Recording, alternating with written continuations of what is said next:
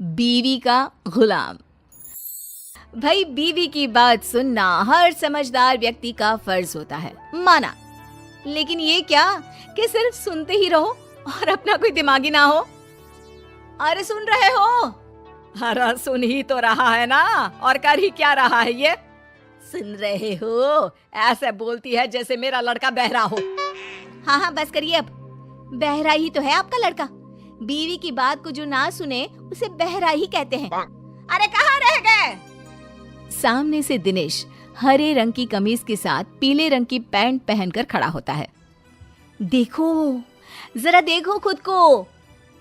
माँ ने तो न जाने क्या क्या पहना कर बड़ा कर दिया, लेकिन फैशन सेंस बीवी ही देती है। देखा क्या जच रहे हो? तभी पास खड़ी बहन आ जाती है। बस एक कमी है भैया, गले में नीले रंग का रुमाल बांध लो, फिर तो पूरा रंगारंग कार्यक्रम लगोगी।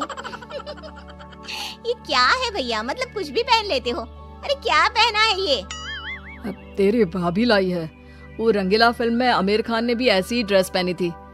क्यों रमा, कैसा लग रहा हूँ? बिल्कुल आमिर जैसा लग रहा हूँ ना मैं? आमिर खान? वो तो आपके सामने कुछ नहीं लगता है जी।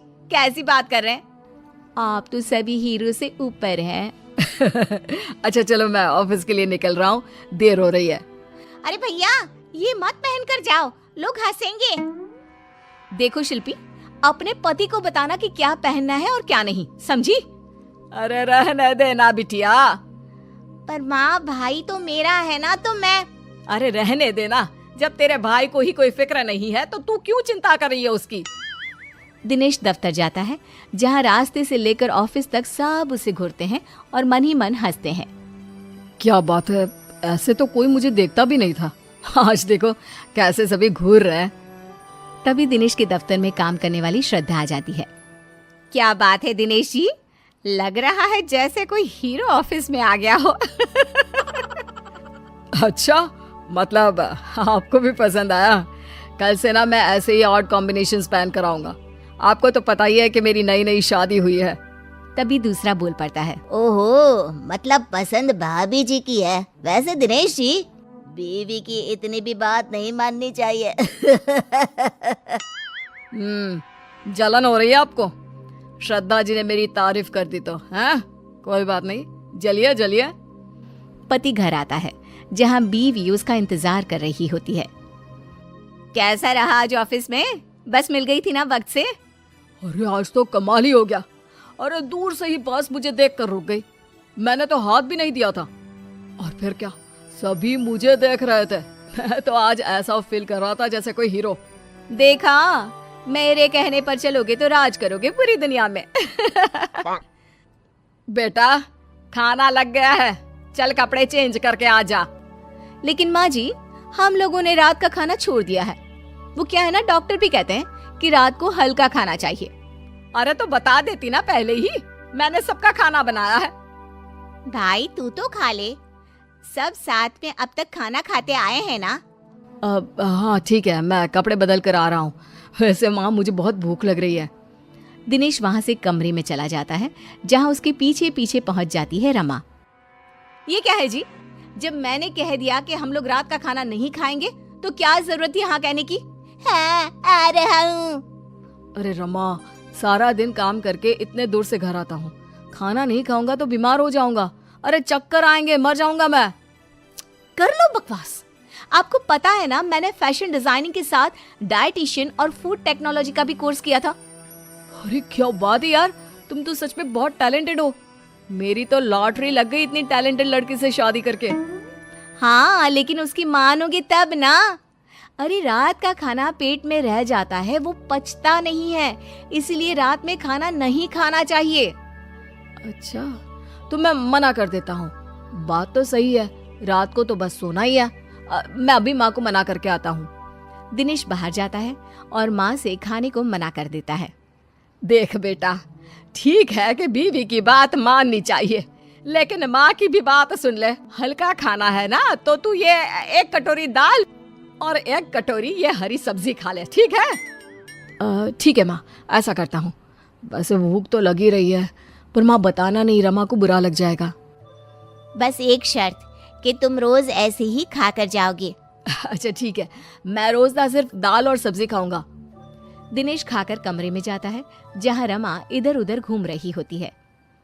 अरे क्या हो गया मेरी डॉक्टर साहिबा को? कुछ नहीं, बस वॉक कर रही थी। रमा को भूख लग रही होती है लेकिन वो करे क्या, कैसे कहे कि चलो दिनेश खाना खा लेते हैं। वहीं दिनेश मन ही मन माँ और बहन का शुक्रिया अदा करता है। दोनों सो जाते हैं लेकिन आधी रात को। हाय क्या करूं, भूख के मारे नींद ही नहीं आ रही। चलकर देखती हूँ क्या क्या रखा है। रमा किचन में जाती है लेकिन बाहर ताला लगा होता है। हे भगवान, किचन में ताला कौन लगाता है? पानी पीकर ही सो जाती हूँ। अगले रोज जब सब नाश्ते के लिए बैठे होते हैं तो रमा, पूड़ी, एक और पूड़ी। भाभी इतना भी तला नहीं खाना चाहिए, आप तो डाइटिशियन है ना। हाँ रमा, मैंने भी मेरी सहेली मैगजीन में पढ़ा था कि ज्यादा तला खाने से फेस पर पिंपल्स निकल आते हैं। अरे बस बहू, अब नहीं, 2 से ज्यादा बिल्कुल भी नहीं। अरे कल को तेरा फेस पिंपल से भर गया तो मैं कहाँ इलाज करवाऊंगी। रमा जैसे तैसे आधा पेट खाना खाकर कमरे में चली जाती है और फिर होती है रात। माँ ला, जल्दी से दाल और सब्जी दे दे। हाँ हाँ लेकिन बेटा बहू, अरे माँ वो डाइटिशियन है ना, उसकी आदत है भूखे रहने की, लेकिन मुझे तो तूने हमेशा खिला पिला कर पाला है। चल माँ, अब मैं चला अपने कमरे में। वहीं रमा एक बार फिर भूखी रह जाती है। दिनेश, वो तुम रात में खाना नहीं खाते हो तो तुम्हें कोई प्रॉब्लम तो नहीं हो रही है ना? दिनेश, जिसका पेट उसकी माँ के खाने से पहले से ही भरा हुआ था। नहीं तो मेरे लिए मेरी बीवी का आदेश सर आंखों पर। मैं नहीं खाता खाना, और सच्ची रमा बड़ा एनर्जेटिक फील करता हूँ मैं। रमा जिसका पेट पूरा खाली था वो सोचती है कि कहाँ फंस गई। किसी तरह रात कटती है और सुबह, भाभी वो आज नाश्ते में छोले भटूरे बने हैं, आप तो खाएंगी नहीं तो आपके लिए ये पालक उबाल दी है। पूरा घर बैठकर फूले फूले भटूरे खा रहा था, तभी रमा जोर से चिल्ला उठती है। नहीं हूँ मैं कोई डाइटिशियन, मुझे भूख लगी है, प्लीज मुझे भी भटूरे दे दो। मतलब तुमने डाइटिशियन का कोर्स नहीं किया है?